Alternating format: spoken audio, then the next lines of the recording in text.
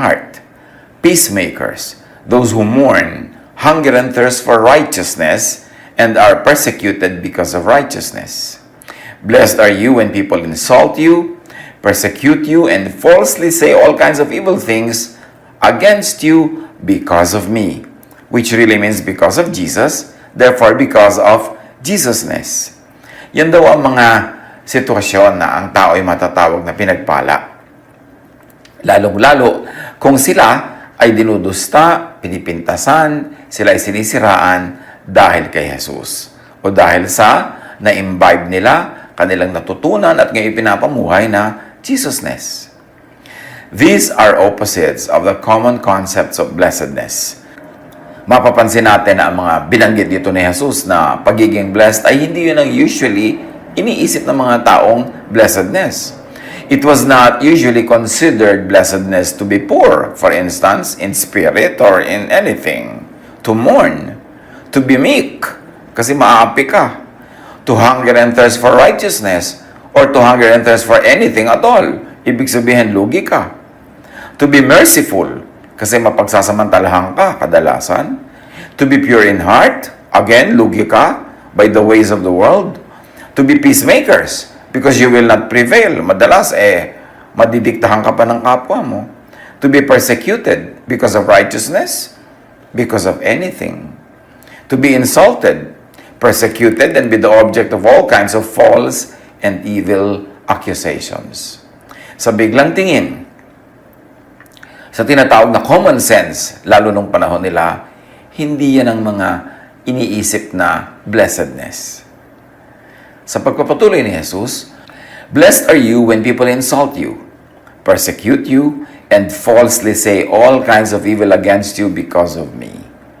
Rejoice and be glad, because great is your reward in heaven. For in the same way, they persecuted the prophets who were before you. O inulit na naman, at inuulit nga natin, na kung kayo daw ay iniinsulto, kayo ay pinahihirapan, kayo ay ginagawa ng masama, pinagbibikaan ng masama, dahil kay Jesus, yan ang blessedness. Malaki daw ang gantimpala doon sa kalangitan, dahil ganun din ang ginawa ng mga tao, lalong-lalo ng mga Israelita, sa mga propeta na nauna pa sa mga disipulo ni Jesus. This is a very interesting reversal of the usual concepts that people considered to be blessedness. Could Jesus be introducing his ministry of reversals? His ministry of balancing? The ministry of privileging the underprivileged? Accepting the outsider? Empowering the weak? Cleansing the unclean? Forgiving the condemned, loving the unloved, saving the condemned, changing the system, the standards, the hearts and minds of the people. Dahil ang Panginoon, makikita natin, napakarami siyang itinuro na salungat sa umiiral na mga katuroan sa kanyang panahon. Napakarami siyang ginawa na matatawag na labag sa tradisyon. Napakarami nga siyang maituturing na nilabag sa kaugalian at sa mga batas ng mga Hudyo. So, ang ginagawa talaga ni Jesus ay tinatapunan yung madilim, piniprivilege yung underprivileged, tinatanggap yung rejected. Yan talaga ang ministry niya, magbigay ng balance. Kaya bigla niyang binibigyan ng privilege ang mahihirap over the mayayaman, yung mga babae, binibigyan niya ng mga role, ng halaga, ng respeto na hindi binibigyan ng lipunan nila noon. Lahat ng mga outsiders, ginagawa niyang insiders. Mark 2:21-22. Sa pagpapakita na ang ministry ni Jesus ay baguhin ang luma. Palitan ang lumang pag-iisip, lumang sistema, lumang tradisyon, pati mga lumang kautusan. Walang nagtatagpi ng bagong tela sa isang lumang damit, sapagkat kapag umurong ang bagong tela, mababatak ang tinagpian at lalong lalaki ang punit. Wala rin naglalagay ng bagong alak sa lumang sisidlang balat, sapagkat papuputukin lamang ng alak ang sisidlang balat. At kapwa masasayang ang alak at ang sisidlan. Sa halip, ang bagong alak ay inilalagay sa bagong sisidlang balat. Ito ay isang talinghaga, very common to the people of Jesus' time. Yung mga marami kasi silang wine culture, gumagawa talaga sila ng mga alak wala sa mga ubas, at ito ay inilalagay sa mga leather containers. At pag naglagay ka ng bagong alak sa lumang leather, sasabog yung leather pagka nag-oxidize at pagka may nangyaring mga tamang mangyari doon sa alak para siya maging alak, ay hindi kayang dalhin ng lumang balat. Ngayon, kung bagong balat naman, nilagyan mo ng lumang alak, hindi rin sila tugma. Siyempre, hindi naman alak at hindi naman mga sisidlang balat ang tunay na tinutukoy ni Jesus, kundi ang tinutukoy niya at ang sinasalamin ng bagong alak ay ang kanyang bagong katuruan, bagong pamantayan, bagong standards, bagong pagpapahayag ng pag-ibig at katwiran ng Ama na inihahayag kay Jesus. Na ito'y dapat ilagay sa bago ring sisidlan, na hindi sisidlang balat ng hayop, kundi utak, isip, values, sa bagong mentalities. In other words, with this metaphor, Jesus was saying, ang bagong kautusan ko, bagong katuruan ko na inihahayag ko mula sa Ama, ay dapat lamang tanggapin ng may bagong pananaw, bagong paninindigan, bagong pag-iisip, bagong mind frame, bagong value system. Romans 12:2, huwag kayong makiayon sa takbo ng mundong ito. Sa halip, hayaan ninyong baguhin ng Diyos ang inyong pag-iisip upang maunawaan ninyo ang kanyang kalooban. Sa gayon, magagawa ninyo kung ano ang mabuti, kalugod-lugod, at ganap na kalooban ng Diyos. Be changed by the renewing of your mind. Nang dumating si Jesus, marami siyang binago. Hindi pwedeng ituloy lang as usual ang mga dating pamamaraan, ignoring Jesus. Dapat maging handa tayong magpalit, magbago ng pananaw dahil si Jesus ay may din nilang mga bagong kautusan, bagong covenant, bagong commands. Yung overly sentimental attachment to the law, to the things of old, to tradition, to conservatism, will not be able to accommodate the new wine of Jesus. The old leather, the old wineskin cannot accommodate, cannot understand, cannot store the new thought of Jesus. Kailangan natin ng bagong pag-iisip. Matthew 11:1-6. Pagkatapos sa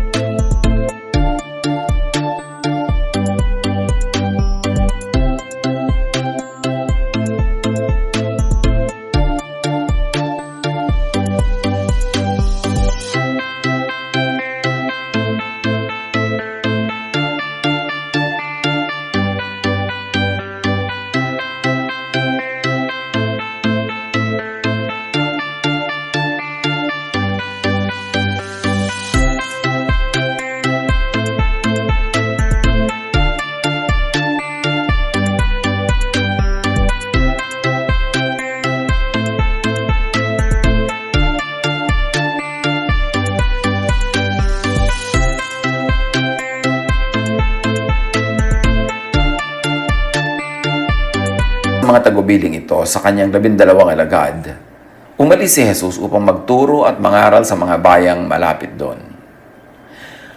Nakabilanggo na noon si Juan na taga-bautismo. Nabalitaan niya mga ginagawa ni Kristo, kaya't nagsugo siya ng ilang mga alagad upang itanong, kayo po ba ang ipinangakong darating? O maghihintay pa kami ng iba? Sumagot si Jesus, bumalik kayo kay Juan at sabihin niyo sa kanya ang inyong naririnig at nakikita. Nakakakita ang mga bulag, nakakalakad ang mga pilay, gumagaling ang mga ketongin, nakakarinig ang mga bingi, muling nabubuhay ang mga patay, at ipinapangaral sa mga mahihirap ang magandang balita. Pinagpala ang taong hindi nag-alinlangan sa akin. So yan ang sinasabing, let the poor say I am rich. Let the weak say I am strong. So here, ipinakita naman ni Jesus yung reversals na yung mga outcast, yung mga inuna, yung mga pinagaling, yung mga mahihirap, yung may sakit, yung mga itinatapon ng lipunan, yung ang kanyang tinanggap at inaruga at tinangkilik.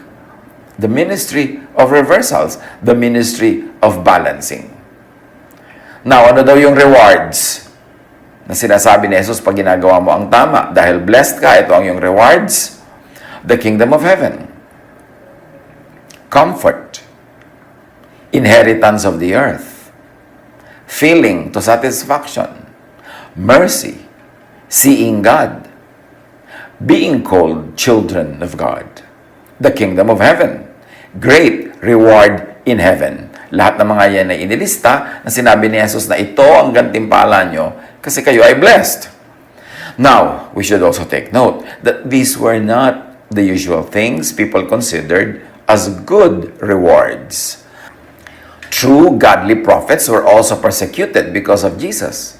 Because of Jesusness. Yan ang sinabi niya. Kaya huwag kayong magtaka kung mayroong mga overly loyal to the law, overly loyal to the system, to the Pharisees, na ipe-persecute ang mga alagad ni Jesus, yung mga nananalig at ipinamumuhay ang Jesusness. Kasi dati na, nung araw pa, yung mga naunang mga propetang kanila ring mga pinaslang, ay pinaslang nila because of their qualities that reflected the Jesusness that was still yet to be fully revealed, but was already understood by at least some of the people, even in those early days. Now, why Jesus or Jesusness was there before Jesus was born? Because John 1:1-4 says that. In reference to Jesus, in the beginning was the Word, or in the beginning was Jesus, and the Word was with God, and the Word was God. He was with God in the beginning. Through Him all things were made. Without Him nothing was made that has been made. In Him was life, and that life was the light of mankind.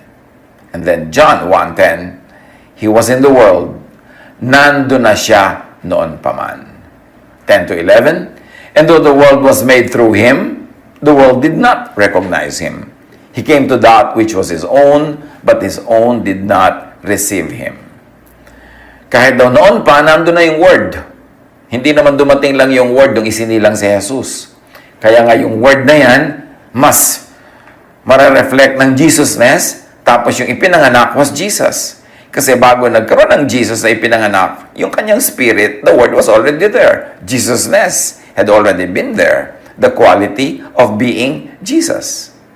At maraming hindi nakakilala, maraming hindi kumilala.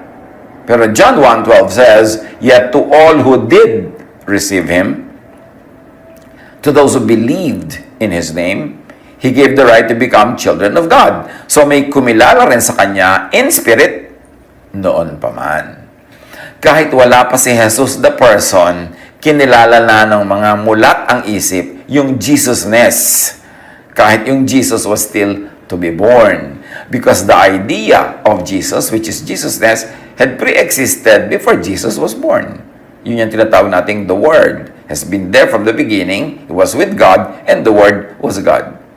So, nung pa man, kahit hindi pa sinisilang si Jesus, by recognizing the spirit of that Jesus that came ahead of the person, which is Jesusness, the idea, yun ang mga itinuring ng mga anak ng Diyos. At ano yung Jesusness? Love.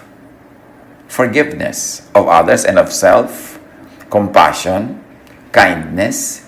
Yung mga kumilala doon, nag-practice noon, kahit hindi pa isinisilang si Jesus, ay sinunod na nila yung idea ni Jesus, which is Jesusness, sila ay mga tinawag na ring mga anak ng Diyos, even without the label that religion would put on certain people later on.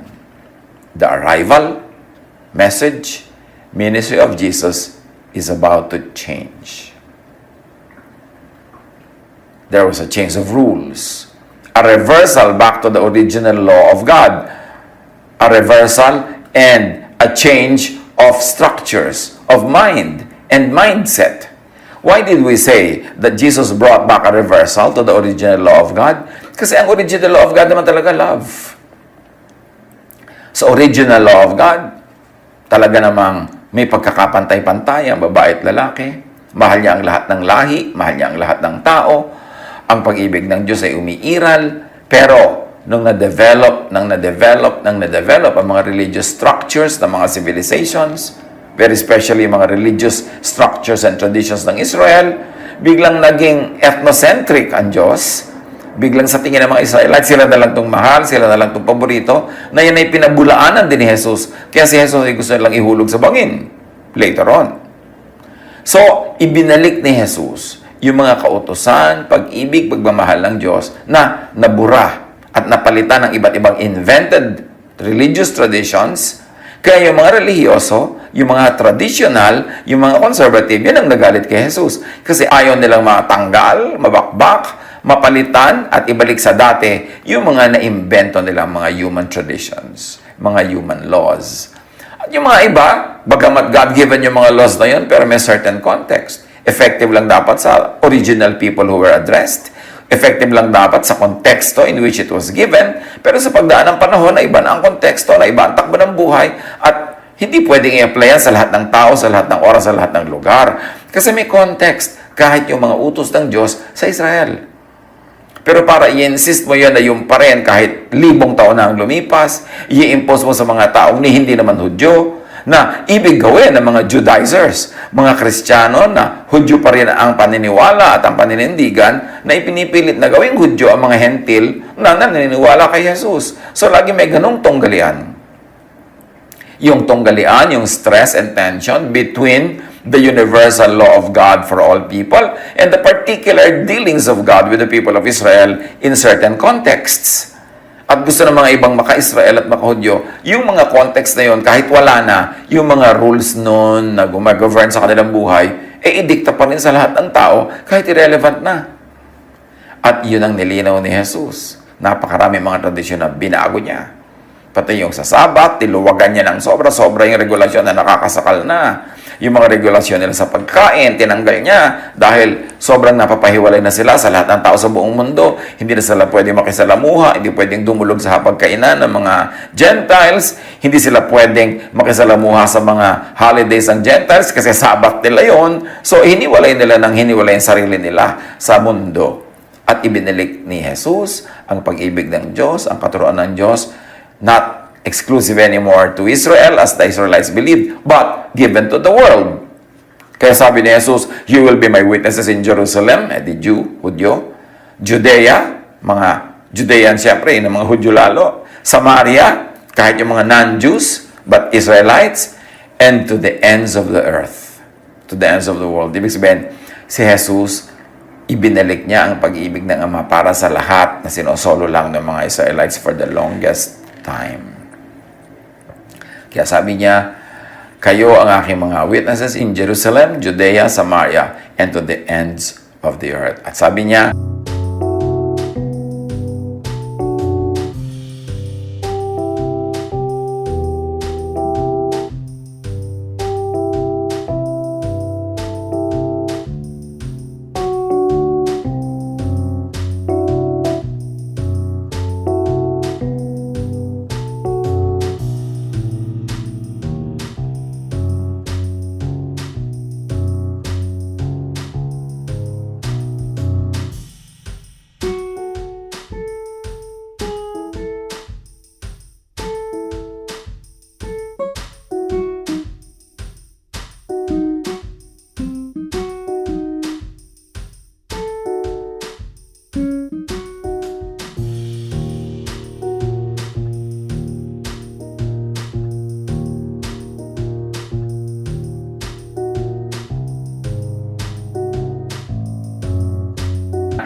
make disciples of all nations. Hindi lang Israel, hindi lang yung mga Jew.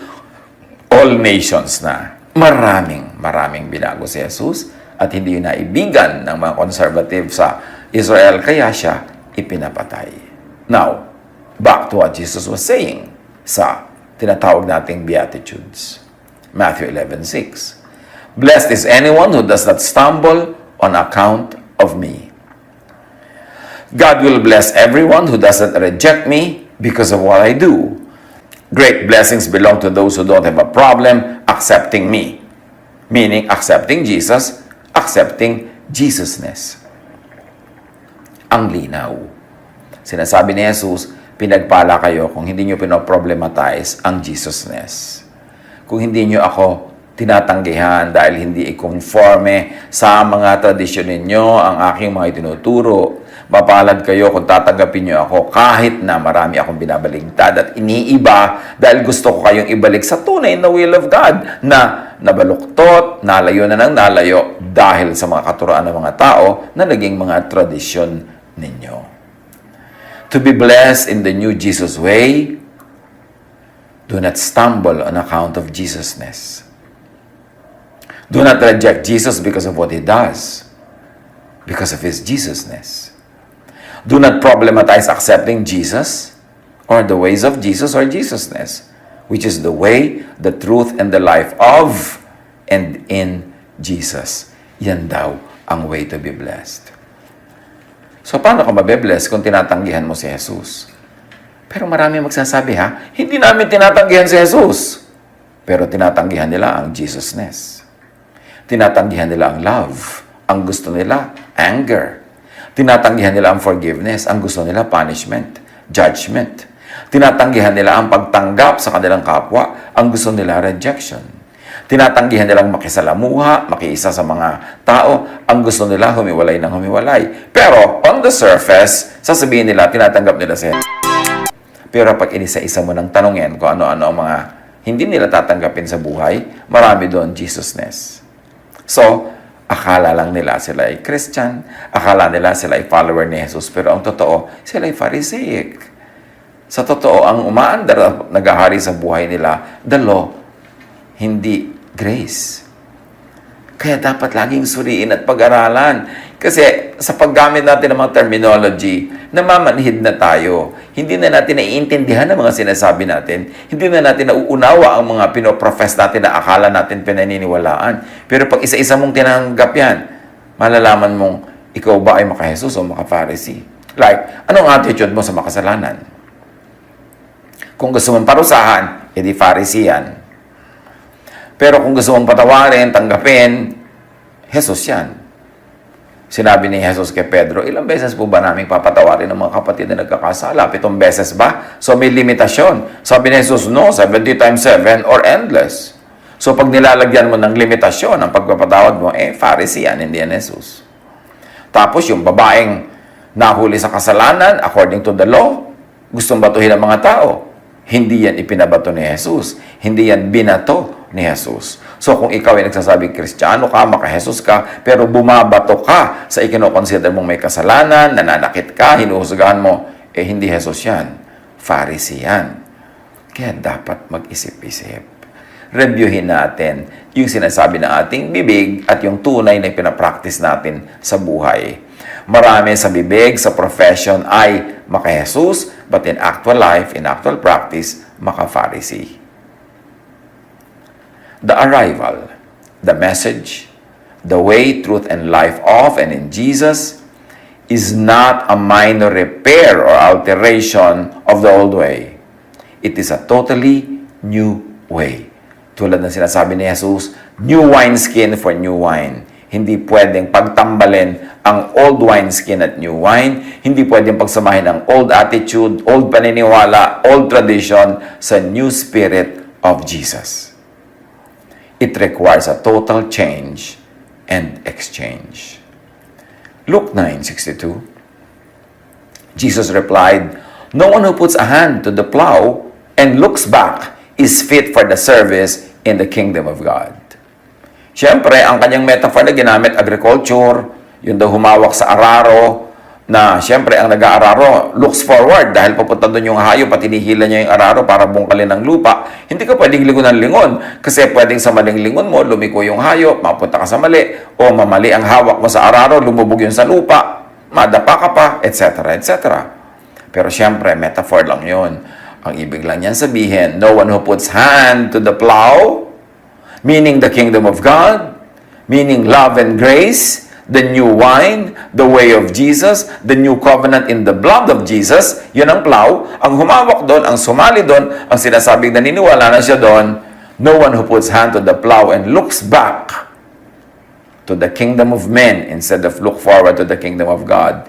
To the law, looks back to the law instead of look forward to love. Looks back to the old wine instead of look forward to the new wine. looks back to the old covenant in the blood of animal sacrifices instead of look forward to the blood of Jesus, no one who puts a hand to the plow and looks back is fit for service in the kingdom of God. Jesus says so.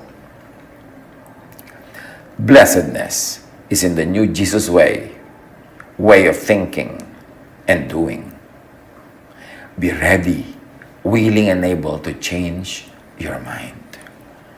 Lahat tayo na nakasanayan ang tawagin ng sarili nating Christian, suriin natin ating mga sarili. Ang ating pag-iisip, ang ating attitude, ugali, asal at kilos. Pharisees ba o Jesusness?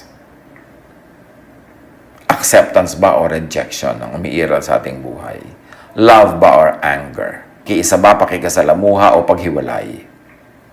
Pagkainisa-isa natin, hinimay-himay, binutil-butil ang ating pang-araw-araw na kilos, paniniwala, ugali, pamamaraan ng buhay, malalaman natin kung talagang tayo ay follower ni Jesus. At kung tayo ay follower niya, sabi niya, blessed are you. And even if people persecute you because of your belief in me, you are still more blessed. Suriin natin kung nasa ang panig tayo, Pharisees or Jesusness. Madaling malito. Lalo pag ibinatay mo ang iyong spirituality, ang iyong religiosity sa mga nauna na sa atin, mga nakapaligid sa atin, ang dami-dami, hindi nila alam na maka-Pharisee sila at hindi maka-Jesus. Pag-aralan. Suriin, let us be teachable. Today, when you hear His words, do not harden your hearts as in the rebellion. Be willing to change. Be willing